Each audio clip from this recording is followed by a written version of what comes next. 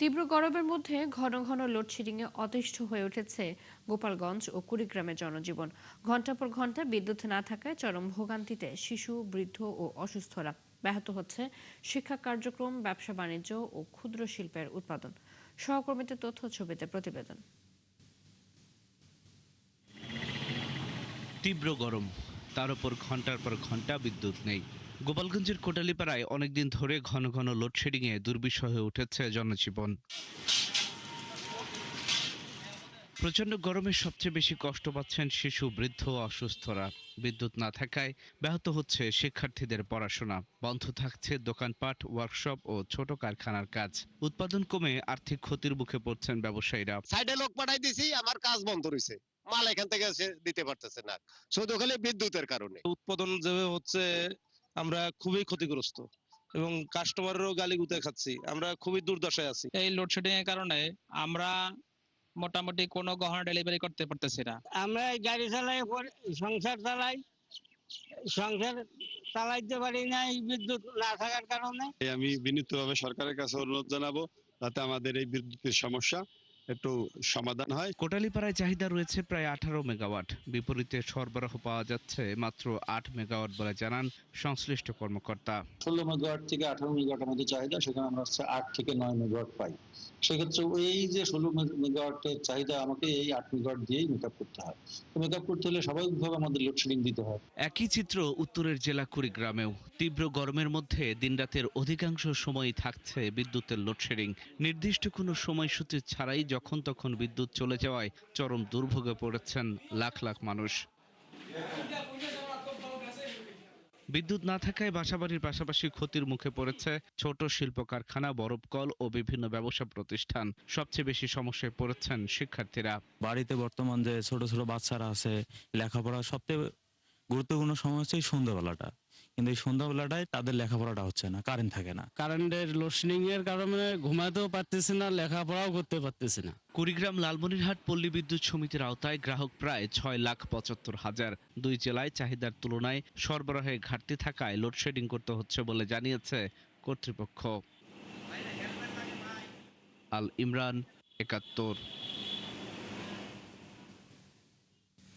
কুড়িগ্রামের লোডশেডিং এর খবর জানাতে আমাদের সাথে যুক্ত হচ্ছেন সহকর্মী রাজু মুস্তাফিজ। রাজু, কতক্ষণ পর লোডশেডিং হচ্ছে? মানুষের দুর্ভোগের খবর জানাবেন।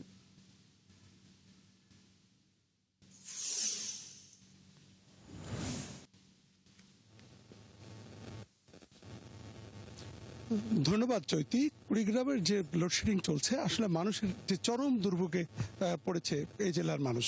কারণ এখানে প্রায় সারা 24 ঘন্টায় 6 থেকে 7 ঘন্টাও কারেন্ট ঠিক মতো থাকে না। আধা ঘন্টার জন্য কারেন্ট আসে, 2 ঘন্টা চলে যায়, 2 ঘন্টার মধ্যেই থাকে না কারেন্ট। এখানে বয়স্ক এবং শিশুরা চরম দুর্ভোগে পড়েছে, অসুস্থ হয়ে পড়ছে তারা। এবং এই কুড়িগ্রাম হাসপাতালে এই গরমের কারণে বেশ কিছু শিশু ডায়রিয়ায় আক্রান্ত হয়ে তারা হাসপাতালে ভর্তি হয়েছে। প্রতিদিনই প্রায় 40 থেকে 60 জন রোগী প্রায় তারা হাসপাতালে ভর্তি হয়েছে। শুধু বয়স্ক মানুষ বা শিশু নয়, এখানে গরমের কারণে কুড়িগ্রামের যেহেতু গ্রামীণ অর্থনীতি, এখানে ছোট ছোট কিছু কারখানা রয়েছে। এই কারখানাগুলো আসলে যে অবস্থাটা হয়েছে, এই কারখানাগুলো বন্ধ হয়ে রয়েছে প্রচণ্ড গরমের কারণে। ইতিমধ্যে জেলার যে 200-300টি মুরগির খামার ছিল, এই 200-300 খামারের মধ্যে কয়েক হাজার মুরগির বাচ্চা মারা গিয়েছে। পাশাপাশি যে অবস্থা সৃষ্টি হয়েছে যে এবার যারা অনার্স পরীক্ষা দিচ্ছে অথবা এসএসসি পরীক্ষা দিচ্ছে, এই পরীক্ষার্থীরা গরমের কারণে চরম অতিষ্ঠ হয়ে পড়েছে, তারা পড়াশোনা করতে পারছে না। বিশেষ করে পল্লী বিদ্যুতের যে গ্রামের যে অবস্থাটা, এই অবস্থায় মানুষজন সারা রাত রাস্তার পাশে একটু বাতাস পাওয়ার জন্য ঘর থেকে বিনিদ্র রাত কাটাচ্ছে।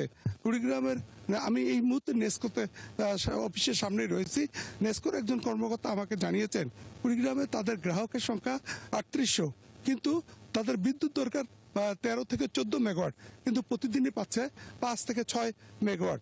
পাশাপাশি পল্লী বিদ্যুৎ কুড়িগ্রাম এবং লালমনিরহাট পল্লী বিদ্যুৎ সমিতির প্রায় 6,75,000 যে গ্রাহক আছে, তাদের দরকার প্রায় 89 মেগাওয়াট বিদ্যুৎ, কিন্তু তারা পাচ্ছে 24 ঘন্টায় মাত্র 34 মেগাওয়াট বিদ্যুৎ। এত অল্প সংখ্যক বিদ্যুতের একটা ভয়াবহ অবস্থা সৃষ্টি হয়েছে, মানুষের দুর্ভোগ চরম আকার ধারণ করেছে। বিশেষ করে হাসপাতালে যখন অপারেশন করতে যাচ্ছে তখনই মানুষের এই কারেন্ট থাকতেছে না, অপারেশন বিঘ্ন হচ্ছে। পাশাপাশি আজ 3 দিন থেকে কুড়িগ্রাম শহরে এই বিদ্যুতের অভাবে পানি সংকট চলছে। সাপ্লাইয়ের পানির উপর নির্ভরশীল কুড়িগ্রাম জেলার মানুষ, অথচ বিদ্যুতের কারণে পানি তুলতে না পারায় তারা পানি দিতে পারছে না। পানির জন্য একটি হাহাকার অবস্থা সৃষ্টি হয়েছে কুড়িগ্রাম জেলায়। পাশাপাশি যে অবস্থাটা সৃষ্টি হয়েছে, স্থানীয় মানুষজন বলছেন যে যেহেতু দেশের একটি প্রান্তিক জেলা হচ্ছে কুড়িগ্রাম, এই জেলার যে অবস্থাটা সৃষ্টি হয়েছে, এই ধরনের কারেন্টের বিপর্যয় এর আগে আমরা শুনছিলাম রাজু আপনার কাছ থেকে সেখানকার দুর্ভোগের খবর আপনাকে ধন্যবাদ। আমাদের সাথে কুড়িগ্রাম থেকে যুক্ত হয়ে লোডশেডিং এর খবর জানাচ্ছিলেন সহকর্মী রাজু মুস্তাফিজ। এবছর এসএসসি ও সমমানের পরীক্ষায় কুমিল্লা ও যশোর ছাড়া সব শিক্ষা বোর্ডে কমেছে পাশের হার। বোর্ড সংশ্লিষ্টরা বলছেন ইংরেজি ও গণিতের ফলাফল প্রভাব ফেলেছে পাশের হারে। অনেক স্কুলে একজন শিক্ষার্থীও পাশ করেনি। তবে বরাবরের মতো এবারও ছেলেদের চেয়ে ভালো ফলাফল করেছে মেয়েরা। সহকর্মীদের তথ্য ছবিতে প্রতিবেদন। যশোর বোর্ডে গেলবারের চেয়ে পাশের হার 7.42% কমেছে। তবে ফলাফলে এগিয়ে মেয়েরা। বোর্ডের চেয়ারম্যান জানান ইংরেজি এবং গণিতের ফলাফল প্রভাব ফেলেছে পাশের হারে। নকল নিয়ে একটা ব্যাপার যে ছিল, আমরা অনেক বেশি ভয়ে ছিলাম। তাছাড়া আমাদের 9-এ থাকতে আমাদের কারিকুলাম চেঞ্জ ছিল, আমরা পিএসসি পাইনি, জিএসসি পাইনি, আমরা একবারই এসএসসি দিছি। তো সব কিছু মিলে আমাদের ব্যাচের প্রত্যেকেই অনেক অনেক বেশি টেনশনে ছিল। ইংলিশে খারাপ করার ফার্স্ট অফ অল ভোকাবুলারি ভালো হয়নি, এটা একটা কারণ। আর গ্রামেটিক্যাল টার্মগুলো ভালো করে করা উচিত ছিল, সেই জন্য অনেক সময় ইংলিশে একটু ঝামেলা হয়। কুমিল্লা বোর্ডে গেলবারের চেয়ে 2% বেড়ে পাশের হার 65.42%। তবে কমেছে জিপিএ 5-এর সংখ্যা। সেখানে পাশের হার ও জিপিএ 5-এ এগিয়ে মেয়েরা। আমাদের টিচার, আমাদের প্যারেন্টস আমাদের প্রতি সবাই অনেক কেয়ারফুল। ভালো রেজাল্ট করছি, এটা অনেক ভালো লাগতেছে। আর আমাদের এই ফজল স্যার টিচাররা প্রত্যেকেই অনেক ভালো, আমাদের অনেক কেয়ার করে। রাজশাহীতে পাশের হার এবং জিপিএ 5 সবই কমেছে। কেউ পাশ করতে পারেনি এমন স্কুলের সংখ্যা 5টি, আর শতভাগ পাশ করেছে 35টি স্কুলের শিক্ষার্থী। নট অনলি আমি, বাট মানে আমার ফ্যামিলি মেম্বার্স, আমার প্যারেন্টস এন্ড হচ্ছে আমার টিচার্স যদি এই সাপোর্ট না করতে আমার পক্ষে সম্ভব হয় না। পুরো জার্নিতে পরিবার, শিক্ষক সহ বন্ধু বান্ধবদের অনেক অবদান ছিল, আমি তাদের প্রতি কৃতজ্ঞ। রেজাল্ট পাওয়ার পর আব্বু যখন ফোন করে বলেছিল, আসলে অনেক খুশি হয়েছিলাম। বরিশাল বোর্ডে পাশের হার গেলবারের চেয়ে 4% বেড়েছে। এই বোর্ডেও পাশের হার এবং জিপিএ 5-এ এগিয়ে মেয়েরা। আমি এবার জিপিএ 5 পাইছি এসএসসি পরীক্ষায়, আমি রেজাল্ট নিয়ে অনেক খুশি। অবশ্যই আমার স্কুলের ম্যাডাম স্যারেরা আমাকে অনেক বেশি হেল্প করছে, অনেক বেশি গাইডলাইন দিয়েছে। চট্টগ্রাম বোর্ডে পাশের হার 12.59% কমেছে জিপিএ 5-এর সংখ্যাও। বোর্ড কর্মকর্তারা জানান ইংরেজি এবং গণিতের ফলাফলের কারণে কমেছে পাশের হার। আমি যা প্রত্যাশিত করেছি তার থেকেও ভালো হয়েছে। আমি গোল্ডেন A+ পেয়েছি। সকাল 9টা থেকে মেসেজ দিয়ে রাখার পরে 11:30টার দিকে দেখতে পেলাম যে এটা। প্রত্যেক ছাত্রছাত্রীর একটা স্বপ্ন থাকে এবং আমারও সেই স্বপ্নটা আজকে পূরণ হলো আমার মেয়ের সাথে। ময়মনসিংহ শিক্ষা বোর্ডে পাশের হার 57.39%। শতভাগ পাশ করা প্রতিষ্ঠান মাত্র 10টি। আলহামদুলিল্লাহ, যেরকম আশা করেছিলাম সেরকমই হয়েছে। দিনাজপুর বোর্ডে পাশের হার 10% কমে 58.05% হয়েছে। সেখানেও ছাত্রীদের পাশের হার বেশি। বনশ্রী হালদার, 71। গেল 7 বছরের মধ্যে এবারই প্রথম পাশের হার কমেছে দিনাজপুর শিক্ষা বোর্ডে। এসএসসি ও সমমানের পরীক্ষায় এই বোর্ডে পাশের হার 58.05%। গতবারের তুলনায় যা কমেছে 9.02%। যদিও ভালো ফলের ধারাবাহিকতা ধরে রেখেছে রংপুরের শীর্ষস্থানীয় শিক্ষা প্রতিষ্ঠানগুলো। শাহ বাইজিদ আহমেদের প্রতিবেদন, ছবি তুলেছেন শাহিন আলম। এসএসসি ও সমমানের পরীক্ষার ফল প্রকাশের পর দিনাজপুর শিক্ষা বোর্ডের চিত্রটা কিছুটা হতাশার। গেল 7 বছরের মধ্যে এবারই প্রথম কমেছে পাশের হার। এবার বোর্ডে পাশের হার 58.05%। গতবারের তুলনায় কমেছে 9.02%। ফেল হওয়ার কারণ হচ্ছে মূলত হলো সচেতনতার অভাব। মানে আমাদের গ্রাম অঞ্চলে আসলে অভিভাবকরাও একটু অসচেতন এবং তার পাশাপাশি শিক্ষক যারা আছে এদেরও কিছু গাফিলতা আছে। বিদ্যালয়ে এমপিওভুক্ত টিচার সংখ্যা কম, মোট 4 জন। যদি আরো এমপিওভুক্ত টিচার সংখ্যা বেশি হতো তাহলে পাঠদান আরো ভালো হতো। শুধু পাশের হার কমাই নয়, 18টি শিক্ষা প্রতিষ্ঠান থেকে কেউ পাশই করেনি। আর এই সময়টা একটু কাজের সময়, তারা পড়ালেখা হয়তো ভালো করেনি। আমরা যথেষ্ট চেষ্টা করছি তাদের ভালো করার জন্য বা রেজাল্ট ভালো করার জন্য। অনেক স্টুডেন্ট নৈর্ব্যক্তিকে এবং ফিজিক্সে অনেক স্টুডেন্ট ফেল করছে, তো আমরা প্রত্যেকই লজ্জিত। তবে হতাশার এই চিত্রের বিপরীতে ভালো ফলাফলের ধারাবাহিকতা ধরে রেখেছে রংপুরের শীর্ষস্থানীয় শিক্ষা প্রতিষ্ঠানগুলো। মেয়েটা তো আজকে রেজাল্ট হইলো, খুব খুশি হয়েছে, গোল্ডেন জিপিএ 5 পাইছে। ওর বাবার অনেক স্বপ্ন, স্যারদের অনুপ্রেরণা অনেক। ভালো মানুষ, সুন্দর মানুষ হওয়ার জন্য তার একাডেমিক শিক্ষার পাশাপাশি তার কোকারিকুলাম যে অ্যাক্টিভিটিসগুলো আছে সেগুলোও দরকার। রংপুর জেলা স্কুল ও পুলিশ লাইন্স স্কুল অ্যান্ড কলেজেও রয়েছে ঈর্ষণীয় ফলাফল। প্রতিষ্ঠান দুটিতে পাশের হার 99.30%। আমাদের এখানে সুশৃঙ্খল পরিবেশে শিক্ষার্থীরা আসলে পড়াশোনা করে, আমরাও তাদেরকে চাপের মধ্যে রাখি। ভালো করার জন্য যে পরামর্শগুলো দেওয়া দরকার আমরা চেষ্টা করি সেগুলো দেওয়ার, যাতে করে তারা শুধু ভালো রেজাল্টেই করবে না, নৈতিক শিক্ষা দেওয়ারও আমরা চেষ্টা করি, যাতে ভবিষ্যতে ভালো মানুষ হিসেবে তারা গড়ে উঠতে পারে। ভালো ফলাফল করা প্রতিষ্ঠানের শিক্ষক, শিক্ষার্থী ও অভিভাবকদের মধ্যে বইছে আনন্দের জোয়ার। আর শিক্ষকদের প্রত্যাশা এই সাফল্যের ধারা আগামী দিনেও অব্যাহত থাকবে।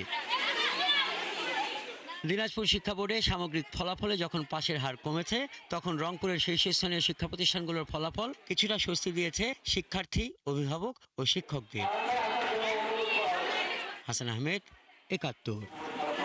এসএসসি পরীক্ষার ফলাফলে ঠাকুরগাঁওয়ের 5টি শিক্ষা প্রতিষ্ঠানে 24 জন শিক্ষার্থীর কেউই পাশ করতে পারেনি।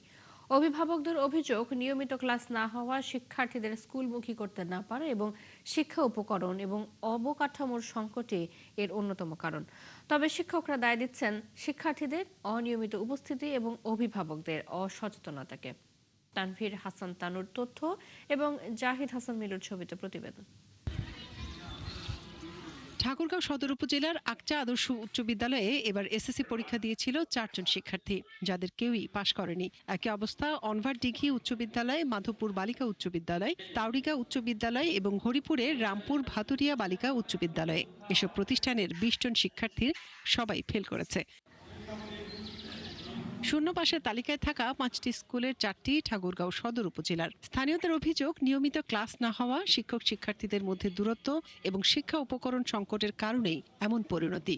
কিছু মাস্টারের অবহেলা আছে, কিছু গার্জিয়ানেরও আছে।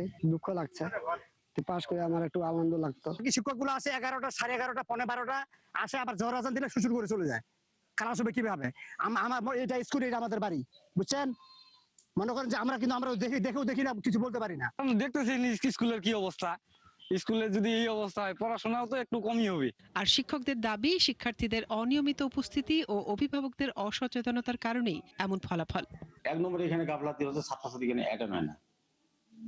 1 নম্বর গাফলাতিটা আর কি, ওই দেখেন যে পরীক্ষার সময় আসে পরীক্ষা হচ্ছে, আর ফাঁকা 5 মাস ওরা, মানে 4 মাস ওরা কৃষিকাজে লিপ্ত। মাঝখানে একটু ছিল যে সায়েন্স আজ একাকার হয়ে যাচ্ছিল, এটা যখন সায়েন্স নিয়ে নিল, এখন আজকে যেটা রেজাল্টে দেখা গেল যে ওরা সায়েন্সের সাবজেক্টে ফেল করছে। সায়েন্স পড়াইতে গেলে আমাদের সায়েন্সের যে স্যার রয়েছেন, ওনারা ল্যাব বা সায়েন্সের যে যন্ত্রপাতি এগুলো তো নাই। সাধারণত এই যে দেখেন ক্লাসরুম, ওই রুমে আমরা ক্লাস নেই, ভাঙ্গাচুরা একটা স্কুলে। 5টি স্কুলের এমন ফলাফল ভাবিয়ে তুলেছে সংশ্লিষ্টদের। বিষয়টি খতিয়ে দেখে প্রয়োজনীয় ব্যবস্থা নেওয়ার কথা জানান জেলা শিক্ষা কর্মকর্তা। যারা এখন এই শতভাগ ফেল করেছে সেই প্রতিষ্ঠানগুলোর বিষয়ে আমরা আরো বেশি বিস্তারিত খবর নেব এবং তাদেরকে আমাদের তরফ থেকে যে সমস্ত সহযোগিতা দরকার সেটা করবো, এবং তাদের ফলাফল বিপর্যয়ের কারণ কি কারণে এরকম ফলাফল বিপর্যয় করলো তারা সেটা জেনে তাদের বিরুদ্ধে ব্যবস্থা গ্রহণের জন্য আমরা ঊর্ধ্বতন কর্তৃপক্ষকে সুপারিশ করব। 2026 সালের এসএসসি পরীক্ষায় ঠাকুরগাঁও জেলায় মোট পরীক্ষার্থী ছিল 17,684 জন। এর মধ্যে উত্তীর্ণ হয়েছে ৯,৮৮৬ জন। পাশের হার ৫৫.৯০%। মনিরা কাজুরি, ৭১। শেখ হাসিনার পথে যারা হাঁটবেন তাদেরকে এ দেশ ছেড়ে পালাতে হবে বলে মন্তব্য করেছেন জামায়াত ইসলামীর আমির ডাক্তার শফিকুর রহমান। সোমবার গাইবান্ধায় বোনারপাড়া কাজী আজহার আলী উচ্চ বিদ্যালয় মাঠে আয়োজিত সমাবেশে তিনি একথা বলেন। এ সময় জামায়াত আমির আরো বলেন, দেশে লুটপাট এবং খুনের ঘটনা বেড়েছে। এই অবস্থা চলতে থাকলে ২৪-এর মতো আবারও সবাইকে রাস্তায় নামতে হবে। এর আগে শহীদ শিবির কর্মী সাইফুল্লাহ বারী এবং জামায়াত কর্মী সালাউদ্দিনের পরিবারের সাথে সাক্ষাৎ করেন তিনি। পরে তাদের কবর জিয়ারত করেন।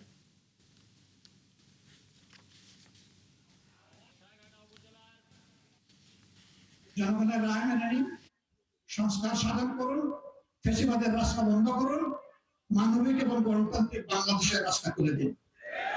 যদি খুলে দেন, আমরা বিরোধী দল হিসেবে আপনাদেরকে সর্বাত্মক সহযোগিতা করব।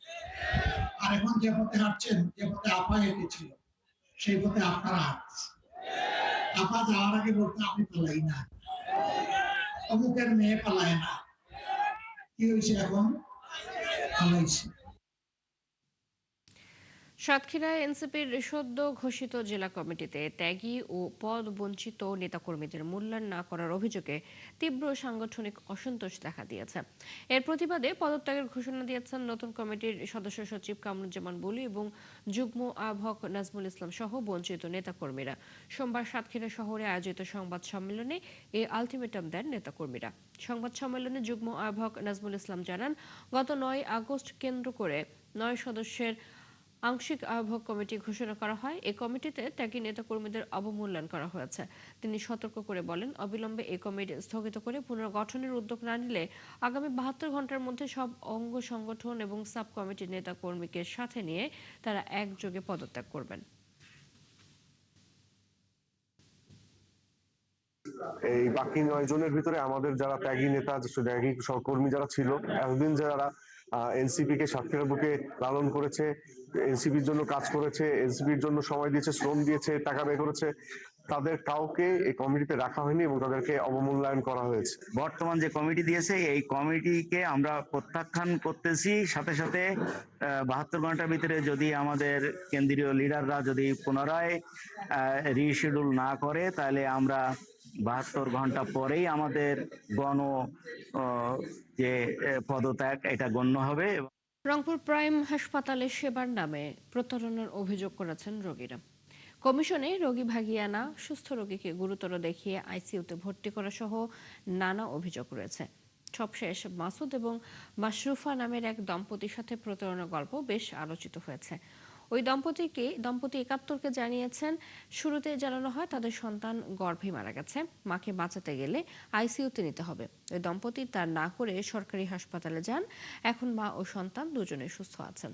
শাহ বায়েজিদ আহমেদের তথ্য এবং নববী ফেরদৌস রাফির ছবিতে প্রতিবেদন। রংপুর নগরীর ১৭ নম্বর ওয়ার্ডের সাতগাড়া সবুজপাড়ার মাসুদ মাশরুফা দম্পতি গত ৬ আগস্ট গর্ভকালীন চিকিৎসা নিতে যান প্রাইম হাসপাতালের জরুরি বিভাগে। চিকিৎসকরা রোগীকে দেখে জানায় রোগীর অবস্থা সংকটাপন্ন, এখনই আইসিইউতে নিতে হবে। পরে কর্তৃপক্ষ প্রতিদিন ২৭,০০০ টাকা দাবি করে। সেই সামর্থ্য তাদের না থাকায় তারা দ্বারস্থ হন সরকারি হাসপাতালে। আমার ওয়াইফকে চেক করে বলে আপনার বাবু নেই, হ্যাঁ, হার্টবিট নেই এবং আপনার রুগীকে বাঁচাবেন না, আপনার কোথাও নিয়ে যাবেন না, আমরা আইসিইউতে নিয়ে গিয়ে ট্রিটমেন্ট শুরু করব। জেনারেলে ট্রিটমেন্ট দিতে পারতো, কিন্তু এরা সেটা করেনি।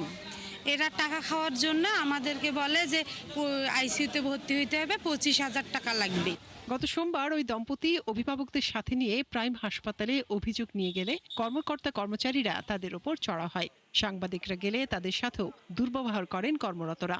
এ সময় নার্স ইনচার্জ ঘটনা স্বীকার করলে পরিস্থিতি আরো খারাপ হয়। ওনার ওয়াইফকে এখানে বলা হয়েছে যে আপনার বাচ্চা মারা গেছে, ভিতরেই এমার্জেন্সি আইসিইউতে নিতে হবে। বাইরে সে গিয়ে আবার চেক আপ করলো, সব কিছু তার ঠিকঠাক আছে। এটা কোন ধরনের ফাজলাম? ওনারা আসার পরেই বলতেছে যে রুগীর অবস্থা ভালো না, বাচ্চার কথা তো বাদই দিলাম, রুগীটাকেও বাঁচানো সম্ভব না যদি আপনারা এখনই আইসিইউতে না রাখেন। সাংবাদিক আসার খবর শুনে ছুটে আসেন সহকারী পরিচালক বেলায়েত হোসেন। সাংবাদিকদের ওপর চড়াও হন তিনি। পরে অবশ্য তিনি বলেন লিখিত আবেদন করলে দায়ীদের বিরুদ্ধে ব্যবস্থা নেবেন। সত্যতা যাচাই সাপেক্ষে অবশ্যই এটা ব্যবস্থা নেব এবং আমরা এটা নিয়ে থাকি। কিন্তু আপনারা জেনে থাকবেন যে এখানে শুধু আমরা এইখানে আমরা কাউকেই মানে আনপেইড যেতে দিচ্ছি না। আমাদের ডক্টররা অ্যাকাউন্টেবল, আমাদের সিস্টাররা accountable, we authority also accountable to the company and বাংলাদেশের যে হেলথ সিস্টেম আছে তার প্রতি আমরা অ্যাকাউন্টেবল। কিন্তু আমি আশা করব আপনাদের কাছেও, আপনারা যখন কোনো হসপিটালে আসবেন আপনাদেরও যেন অ্যাকাউন্টেবিলিটি থাকে। এর আগেও এই হাসপাতাল কর্তৃপক্ষের বিরুদ্ধে একাধিক অভিযোগ উঠে আসে। পল্লী চিকিৎসকদের কমিশন দিয়ে রোগী আনা, ভুল চিকিৎসা সহ নানা অভিযোগ রয়েছে এই তালিকায়। মনিরা কাজুরি, ৭১। মেহেরপুরে পরিত্যক্ত জমি থেকে উদ্ধার করা ৯৬টি মাইন নিষ্ক্রিয় করা হয়েছে। দুপুরে যশোর সেনানিবাসের বোম ডিসপোজাল টিম পরীক্ষা নিরীক্ষার পর মাইনগুলো ধ্বংস করে। স্বাধীনতা যুদ্ধের সময় মাইনগুলো পুঁতে রাখা হতে পারে বলে ধারণা করা হচ্ছে।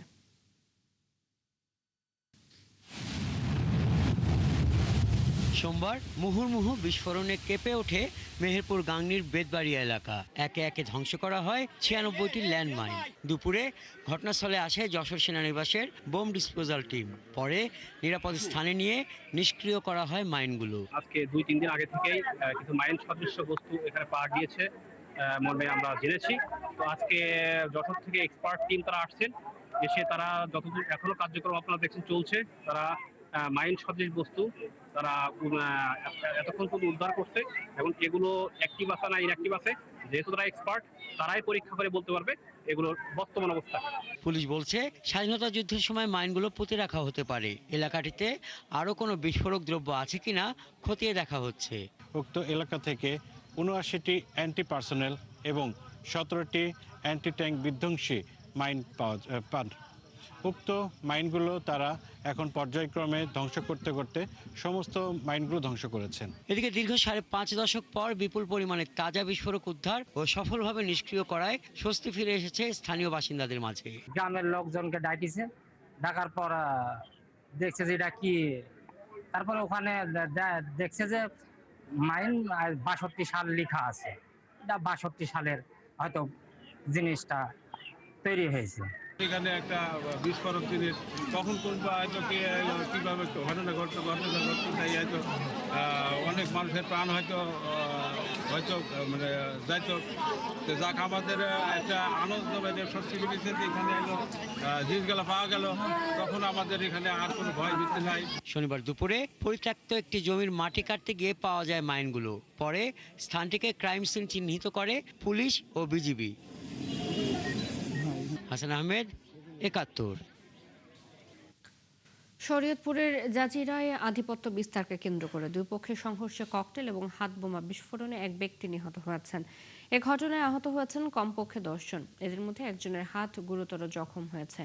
সোমবার সন্ধ্যায় উপজেলার মুলনা ইউনিয়নের লাউখোলা এলাকায় এই সংঘর্ষ হয়। এ সময় একের পর এক ককটেল বিস্ফোরণে এলাকায় আতঙ্ক ছড়িয়ে পড়ে। পরে পরিস্থিতি নিয়ন্ত্রণে অতিরিক্ত পুলিশ মোতায়েন করা হয়। পুলিশ এবং এলাকাবাসী জানায়, আধিপত্য বিস্তারকে কেন্দ্র করে রেজাউল শিকদার এবং তার সমর্থকদের সাথে তমিজ খা এবং তার অনুসারীদের বিরোধ চলছিল। এরই জেরে দুই পক্ষের লোকজন সংঘর্ষে জড়িয়ে পড়েন। নিহত ব্যক্তির নাম মান্নান সর্দার। আর গুরুতর আহত ১০ জনকে উপজেলা স্বাস্থ্য কমপ্লেক্সে নেওয়া হয়েছে। এদের মধ্যে রিপন মোল্লা নামের একজনের অবস্থা গুরুতর হওয়ায় তাকে ঢাকায় পাঠানো হয়েছে।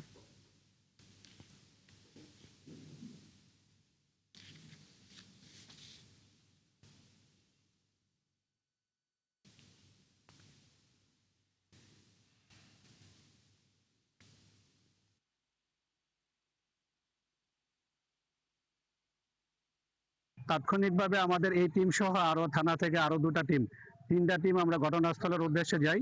ওখানে গিয়ে ঘটনাস্থলে গিয়ে ঘটনা পরিস্থিতি আনতে ওখানে 2জন লোক আহত হয়। পরবর্তীতে আমরা সংবাদ পাই যে এই যে জাজিরা হসপিটালে একজন ৭৫ বছর বয়স্ক একজন মুরব্বী, ওনার গায়ে ককটেলের আঘাত লেগেছিল, তো এখানে উনি মারা গেছেন। আর আরেকজন আছে বেল্লাল, ওর হাতে মারাত্মক আহত, হাতের কবজি থেকে ওপর অংশটা প্রায় ছিঁড়ে মারাত্মক আহত হয়েছে। কুষ্টিয়ায় পদ্মা ও গড়াই নদীর পানি বাড়ার সাথে সাথে দেখা দিয়েছে তীব্র নদী ভাঙ্গন। প্রায় 21 কিলোমিটার এলাকা জুড়ে 28টি পয়েন্টে এই ভাঙ্গন চলছে। এরই মধ্যে নদীতে চলে গেছে ফসলি জমি, বসতভিটা এবং বিভিন্ন স্থাপনা। নদীপাড়ের মানুষের দাবি, ভাঙ্গন রোধে স্থায়ী ও কার্যকর ব্যবস্থা নিতে হবে। শাহিন আলীর তথ্য ছবিতে প্রতিবেদন। চোখের সামনে ভেঙে যাচ্ছে কৃষকের বছরের পর বছর ধরে গড়ে তোলা স্বপ্নের বসত ভিটা। জমি হারিয়ে অনিশ্চয়তায় বহু পরিবার। এই দৃশ্য কুষ্টিয়ার সীমান্তবর্তী মরিচা ইউনিয়নের ভুরকাপাড়া ও হাটখোলা এলাকার। পদ্মার পানিতে একের পর এক বিলীন হচ্ছে ফসলি জমি, বসতবাড়ি ও গাছপালা। একই চিত্র ভেড়ামারা উপজেলার ফয়জুল্লাপুর, মসলেমপুর, টিকটিকিপাড়া ও মুন্সিপাড়া এলাকাতেও। পদ্মার তীব্র স্রোতে প্রতিদিনই নদীতে হারিয়ে যাচ্ছে আবাদি জমি। ফসলি জমি যা ছিল, বিগত দিনে ফসলের জমি ছিল যা, সবই নদীর গর্ভে চলে গেছে। আমরা গরিব মানুষ, আমার ধরেন এই গাং ভাঙি গেলে আমরা যাবো কোনে? আমার ক্ষমতা নাই এক কাটা জমি কিনা। নদীটা ভাঙি যায়, আমার খাওয়া দাওয়া কিছু থাকে না, আমরা ভয়তে বাঁচিনি, ছেলেপেলেরা খুব ভয় পায়। জেলার প্রায় 21 কিলোমিটার এলাকা জুড়ে 28টি পয়েন্টে এই ভাঙন চলছে। আর ভাঙনে প্রতিদিনই নিঃস্ব হচ্ছে মানুষ। এ অবস্থায় স্থায়ীভাবে কার্যকর ব্যবস্থা নেয়ার দাবি জানিয়েছেন ভুক্তভোগীরা। প্রায় 10-15 বিঘি নদী ভাঙি নদী পানির ভিতর চলে গেছে। ঘর বাড়ি ভেঙে গেলে কোথায় বাড়ি করব সেই সমর্থ নেই, মানে খুবই চিন্তিত এবং আতঙ্কিত আছে। ওই জায়গাটা নদী ছিল, ভাঙতে ভাঙতে তো একদম ক্ষতি হয়, মানুষের বাড়ি ঘর দূর ভাঙি বন্ধক গেছে। এ বিষয়ে পানি উন্নয়ন বোর্ড জানিয়েছে, ঝুঁকিপূর্ণ এলাকায় জিও ব্যাগ ও টিউব ফেলে ভাঙন প্রতিরোধের কাজ চলছে। এর মধ্যে ম্যাসিভ যে জায়গাগুলো ভাঙছে, আমরা তাৎক্ষণিকভাবে সেই জায়গায় জিও ব্যাগ এবং টিউব ফেলে ভাঙন রোধের প্রয়োজনীয় ব্যবস্থা গ্রহণ করছি। কুষ্টিয়া শহরের মধ্যে যে ঘোড়াঘাট এলাকায়, এই এলাকাটাতে আমাদের হঠাৎ করে 50 মিটার জায়গায় ধসে যায়। আমরা তাৎক্ষণিকভাবে সেখানে ব্যাগ ফেলে ভাঙন রোধের এখন প্রয়োজনীয় ব্যবস্থা গ্রহণ করছি। শুধু পদ্মাই নয়, কুমারখালী উপজেলার কয়া ইউনিয়নের ঘোড়াইঘাট এলাকায় প্রায় 50 মিটার অস্থায়ী বাঁধ নদীতে ধসে পড়েছে। শান্তা ইসলাম, 71। নদী ভাঙ্গনের আরো খবর জানাতে কুষ্টিয়া থেকে যুক্ত হচ্ছেন সহকর্মী শাহিন আলী। শাহিন, নতুন করে কোন এলাকা ভাঙ্গনের কবলে পড়েছে এবং ভাঙ্গন রোধে কর্তৃপক্ষ কি ধরনের ব্যবস্থা নিচ্ছে?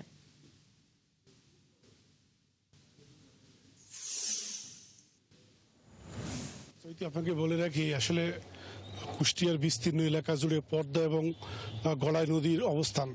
এই অবস্থানের 21 কিলোমিটার পথের মধ্যে আসলে 28টি পয়েন্টে কিন্তু ইতিমধ্যে ভাঙন দেখা দিয়েছে।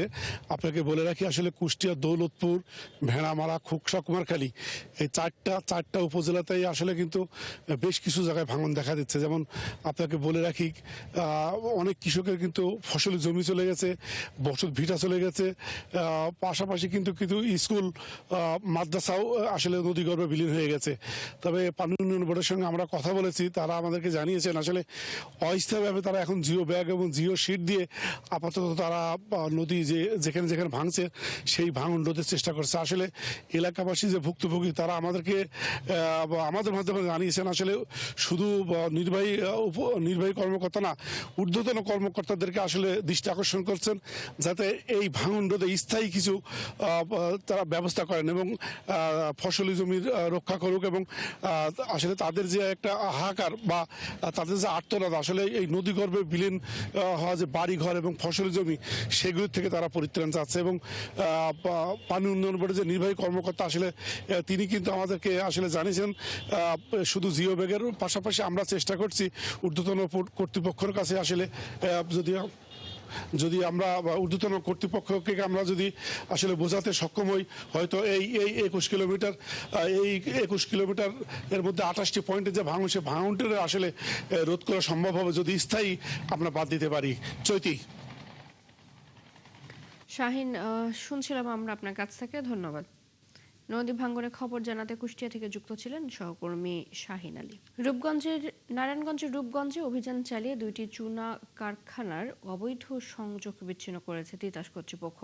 এ সময় এক্সকাভেটর দিয়ে গুড়িয়ে দেওয়া হয় কারখানা 2টি।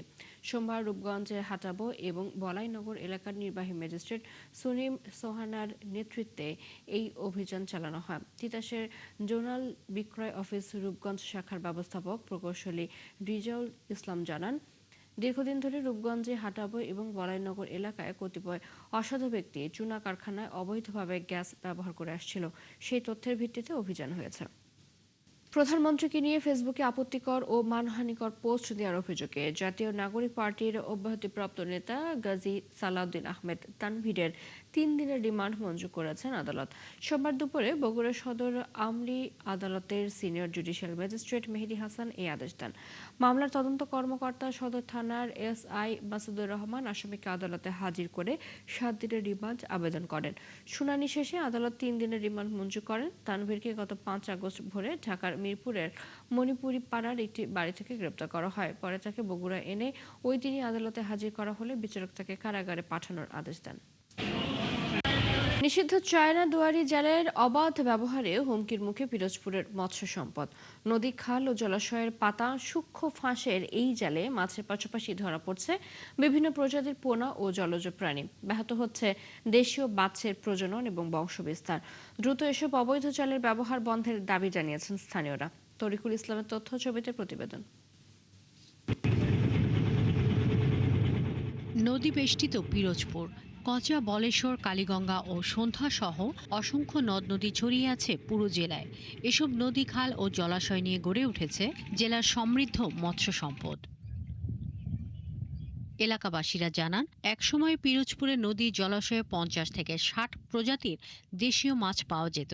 এখন তা নেমে এসেছে হাতে গোনা কয়েকটিতে। চিংড়ি মাছ পাওয়া যেত, সালা চিংড়ি পাওয়া যেত, আবার শিং, মাগুর, কই এগুলা পাওয়া যেত, কিন্তু এই মাছগুলা এখন পাওয়া যায় না, শুধু এই চায়না জালের কারণে। বহুত মাছ পাইছি, চিংড়ি মাছ, হলা চিংড়ি মাছ, বাইলা মাছ, ট্যাংরা মাছ, বাইং মাছ, কই মাছ, শিং মাছ, মাগুর মাছ, এগুলান যাবতীয় পাইছি, শোল মাছ এগুলান পাইছি আমরা, কিন্তু এখন কোনো মাছ নেই মহল্লায়। এই জালগুলো, অবৈধ জালগুলো সব ধ্বংস করতে হবে, এদের নির্মূল করতে হবে। নিষিদ্ধ চায়না দুয়ারি জাল অতি সূক্ষ্ম ফাঁসের। এতে ছোট বড় সব ধরনের মাছের পাশাপাশি আটকা পড়ছে বিভিন্ন জলজ প্রাণী। মাছের প্রজনন ব্যাহত হওয়ায় কমছে দেশীয় মাছের উৎপাদন। হুমকিতে পড়েছে জলজ জীববৈচিত্র্য। আমাদের যে ছোট ছোট খাল আছে, বের আছে, এই বেরে বিষ প্রয়োগ করে কিছু মাছ আহরণকারী আছে যারা আমাদের দেশের শত্রু, এই জাতির শত্রু। এরা চায় না যে এই মাছগুলো বেঁচে থাক। শিং মাছ বলেন, কই মাছ বলেন, মাগুর মাছ বলেন, এগুলো আসলে এই যে চাষের ছাড়া আপনি নিজেই ঘুরে দেখছেন যে চাষের ছাড়া আসলে দেখা যাচ্ছে না। মৎস্য কর্মকর্তারা জানান, নিষিদ্ধ জালের ব্যবহার বন্ধে নিয়মিত অভিযান চললেও ফাঁকি দিয়ে চলছে পোনা নিধন। গত মাসেও আমরা এটার বিরুদ্ধে ব্যাপক অভিযান চালিয়েছি এবং প্রায় 50,000 মিটারের উপরে কারেন্ট জাল সহ বিভিন্ন রকম চায়না দুয়ারি জাল আমরা পরিয়ে ফেলেছি এবং আমরা 2 লক্ষ টাকার উপরে জরিমানাও করেছি এবং 2 জনকে জেল দেওয়া হয়েছে। হাজারো জেলে ও মৎস্যজীবী পরিবার জীবিকার সঙ্গে জড়িয়ে আছে পিরোজপুরের মৎস্য সম্পদ। চায়না দুয়ারি সহ সব নিষিদ্ধ জালের ব্যবহার পুরোপুরি বন্ধের দাবি জানিয়েছেন তারা। শাকিলা শম্পা, 71। দীর্ঘ 3 মাস বন্ধ থাকার পর আবারও কাপ্তাই হ্রদে মাছ ধরা শুরু হয়েছে। সোমবার মধ্যরাত থেকে হ্রদে নেমেছেন জেলেরা। এদিকে নিষেধাজ্ঞা শেষ হওয়ার পর মাছ ধরা শুরু হওয়ায় জেলেদের মধ্যে ফিরে এসেছে কর্মচাঞ্চল্য। পাশাপাশি রাঙ্গামাটির BFDCর অবতরণ ঘাটে কর্মতৎপরতা ফিরেছে ব্যবসায়ী ও কর্মচারীদের। খুলে দেওয়া হয়েছে শহরের সকল বরফ কল। কাপ্তাই হ্রদে মাছের প্রাকৃতিক প্রজনন এবং বংশবৃদ্ধি নিশ্চিত করতে গত 24 এপ্রিল মধ্যরাত থেকে মাছ ধরা বন্ধ করে রাঙ্গামাটি জেলা প্রশাসন।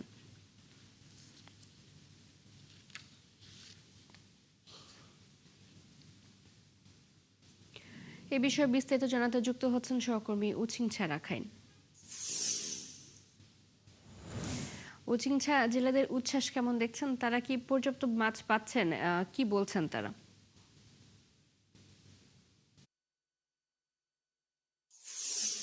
চৈতি আসলে আপনি জানেন যে তাই প্রায় 3 মাস পরে কিন্তু মাছ খোলা রয়েছে কাপ্তাই হ্রদে। সেক্ষেত্রে গতকাল থেকে আমরা দেখেছি হচ্ছে যে সমস্ত বিভিন্ন যেসব মাছ ধরার কথা ওখানে গিয়েছে বিভিন্ন। আজকে কিন্তু মধ্যরাত থেকে শুরু হয়েছে মাছ ধরা। সেক্ষেত্রে আমি একটু যদি দেখা দিচ্ছি আপনাকে, আজকে রাঙ্গামাটির যে পল্টনে রয়েছে এখানে অনেক মাছ এসেছে এবং ছোট বড় সবচেয়ে এখানে ধরা পড়ছে হচ্ছে কেসকি মাছ এবং চাপিলা। এখনো পর্যন্ত তেমন বড় যে কাপ জাতীয় মাছ এখনো তেমন পাইনি আমরা দেখতে পাচ্ছি। আমরা একটু যদি এখানকার যে মানুষ এখানকার যে ব্যবসায়ী রয়েছেন এবং এখানকার যে তদারকি করছেন তার সাথে একটু কথা বলছি। বিসমিল্লাহির রহমানির রহিম। 3 মাস 15 দিন পর রাঙ্গামাটি ফিশারি ঘাট কর্মব্যস্ততায় আবার মুখরিত। তো গত বছরের তুলনায় এবছর আমরা মাছের পরিমাণ খুবই কম দেখতেছি, তবে আশাবাদী এখনও ট্রলার আছে। আমাদের বিকেল 3টা পর্যন্ত ট্রলার আসবে, আসলে আমরা বুঝতে পারবো মাছের পরিমাণ কি পরিমাণ হতে পারে। ধন্যবাদ আপনাকে। এখানকার যে একজন ব্যবসায়ী রয়েছেন যে এখন আজকে প্রথম দিনে যেহেতু মাছ এসেছে, আশা করছি আজকে পর থেকে কিন্তু আরও মাছের এমনটি ধরা পড়বে বলে এমনটি আমাদেরকে জানিয়েছে এখানকার যারা মাছ ব্যবসায়ী রয়েছে। এবং আমরা কিছুক্ষণ পর আমরা বিএফডিসি যে কমান্ডার রয়েছেন এই পর্যন্ত কেমন মাছ কত মেট্রিক টন মাছ এসেছে তখনই আমরা জানতে পারবো এবং বিস্তারিত তখনই আমরা বুঝতে পারবো। এই ছিল আমার কাছে সর্বশেষ এখানে কাপ্তাই হ্রদের যে মাছ আহরণ, এটি মূলত। চৈতি উচিংছা, ধন্যবাদ আপনাকে। আমাদের সাথে রাঙ্গামাটি থেকে যুক্ত ছিলেন সহকর্মী উচিংছা রাখাইন। খুলনার দাকপ উপজেলার পানখালীতে এসডিজি ভিলেজ পাইলট কর্মসূচির উদ্বোধন করেছেন প্রধানমন্ত্রী তারেক রহমান। সোমবার ভার্চুয়ালি যুক্ত হয়ে তিনি এই কর্মসূচির উদ্বোধন করেন। পানখালী মমতাজ বেগম মাধ্যমিক বিদ্যালয় মাঠে আয়োজিত অনুষ্ঠানে বিভিন্ন সরকারি দপ্তরের কর্মকর্তারা জানান, জাতিসংঘের টেকসই উন্নয়ন লক্ষ্যমাত্রা বা এসডিজি অর্জনের লক্ষ্যে দেশের বিভিন্ন এলাকায় উন্নয়ন কার্যক্রম পরিচালনার উদ্যোগ নিয়েছে সরকার। এরই অংশ হিসেবে খুলনার দাকপ উপজেলার পানখালী ইউনিয়নে নেওয়া হয়েছে এসডিজি গ্রাম পাইলট কর্মসূচি। এই কর্মসূচির মাধ্যমে স্থানীয় পর্যায়ে শিক্ষা, স্বাস্থ্য, দারিদ্র্য বিমোচন, পরিবেশ সহ টেকসই উন্নয়ন লক্ষ্যমাত্রার বিভিন্ন কার্যক্রম বাস্তবায়ন করা হবে। পানখালী এসডিজি কেরাম শুভ উদ্বোধন আজকে, আমরা অত্যন্ত আনন্দিত। দেখা যাচ্ছে আমাদের উন্নয়ন হবে, গ্রাম উন্নয়ন হবে, লোকজন রাস্তাঘাটে উন্নয়ন হবে। আমরা এখানে আসছি, আমাদের গ্রামে উন্নয়ন হবে, এই জন্য এইখানে আসা। ঝালকাঠিতে মাসব্যাপী উদ্যোক্তা উন্নয়ন প্রশিক্ষণ কর্মসূচি শেষ করেছে আল আরফা ইসলামী ব্যাংক। অর্থ মন্ত্রণালয় ও বাংলাদেশ ব্যাংকের স্পেশাল প্রোগ্রাম ডিপার্টমেন্টের SICIP প্রকল্পের আওতায় এই কর্মসূচির আয়োজন করা হয়। সোমবার ঝালকাঠি জেলা পরিষদ কনফারেন্স হলে সমাপনী অনুষ্ঠানে প্রধান অতিথি ছিলেন আল আরফা ইসলামী ব্যাংকের ব্যবস্থাপনা পরিচালক রাফাতুল্লাহ খান। তিনি বলেন, এই প্রশিক্ষণের মাধ্যমে উদ্যোক্তাদের ব্যবসায়িক জ্ঞান, দক্ষতা এবং সক্ষমতা বাড়বে। এ সময় তিনি আধুনিক প্রযুক্তি, ডিজিটাল মার্কেটিং এবং কৃত্রিম বুদ্ধিমত্তার কার্যকর ব্যবহারের মাধ্যমে ব্যবসাকে আরও প্রতিযোগিতামূলক করার আহ্বান জানান। মাসব্যাপী এই প্রশিক্ষণ কর্মশালায় বরিশাল, ঝালকাঠি এবং পিরোজপুরের 25 জন উদ্যোক্তা অংশ নেন।